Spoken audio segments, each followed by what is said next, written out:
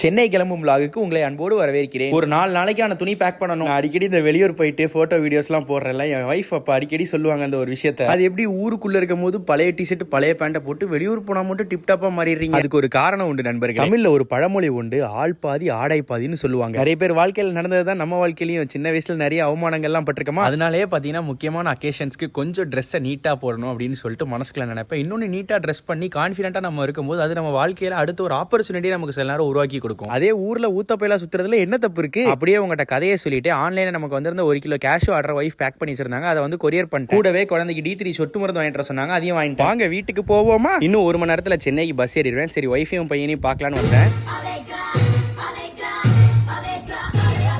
இலை முளைச்சு ஒரு இலை உடல அதுக்குள்ளே அலைக்கிறாவாலே. எடா மோனே, வாழ்க்கையில ஜெயிக்கணும்னா பொம்பளை சோக்கெல்லாம் இருக்கக்கூடாது மோனே. இதே மாதிரி உங்க பிள்ளைகள் பண்ற சேட்டைகளை கமெண்ட் செக்ஷன்ல சொல்லுங்க. அப்ப நம்ம அப்படியே ஊருக்கு போவோமா. ஒய்ஃப் தம்பி அம்மா குழந்தைன்னு எல்லாருக்கும் டாட்டாவை சொல்லிட்டு பஸ் ஸ்டாப்புக்கு வந்தேன். பஸ் வந்துட்டு இவ்வளவு நேரம் வீடியோ பார்த்து நான் எதுக்கு சென்னைக்கு போறேன்னு உங்களுக்கு ஒரு டவுட் வரல பாத்தீங்களா? சென்னை மதுராந்தபுரம் முகலிவாக்கம் மெயின் ரோட்ல நம்ம அண்ணன் ஒருத்தர் மல்டி குவிசின் ரெஸ்டாரண்ட் ஓபன் பண்றாப்ல. அதோட திறப்பு விழாக்காக தான் போயிட்டு இருக்கேன். இப்போ பஸ்ல போகும்போது சாப்பிடறதுக்கு ஸ்நாக்ஸ் வச்சிருக்கேன்னு சொன்னாங்க. டப்பா ஓபன் பண்ணி பார்த்தா உள்ள கேரட் இருக்கு. கேரட் மற்றும் போர்பன் பிஸ்கெட் வித்தியாசமான காம்போவா இருக்கு. அப்படியே பஸ்ல ஒரு குட்டி தூக்கத்தை போட்டு காலைல 8 மணிக்கெல்லாம் டான ரீச் ஆயிட்டேன். சென்னை போரூர் டோல்கேட்ல இறங்கி அங்க இருந்து பருத்திப்பேட்ல இருக்க எங்களோட பூட் கேம்புக்கு வந்து ரீச் ஆகி இங்க வந்தா கிறிஸ்மஸ் டெக்கரேஷன் பண்ணிருக்காங்க. மைண்ட் ப்ளோயிங் நண்பர்களே, பயங்கர பிரம்மாண்டமா இருந்துச்சு. இந்த அழகான கிறிஸ்மஸ் வைப் டெக்கரேஷனை பார்க்கும்போது இதை டெக்கரேட் பண்ணவங்களை நினைச்சாதான் எனக்கு பாராட்டணும்னு தோணும். ஏன்னா பயங்கரமா எஃபர்ட் போட்டிருக்காங்க. ஒருவேளை இந்த டெக்கரேஷன் ஐட்டம்ஸ் நீங்களும் வாங்கணும்னு நினைச்சீங்கன்னா ஈச் அண்ட் எவ்ரி ப்ராடக்ட் அந்த வீடியோல டேக் பண்ணிருக்கேன். தேவைப்படுறவங்க தேவைப்படுற ப்ராடக்ட்ஸ் மட்டும் பர்ச்சேஸ் பண்ணிக்கோங்க. அப்புறம் நண்பர்களே, மற்றும் ஒரு மகிழ்ச்சிகரமான vlogல் சந்திப்போம்.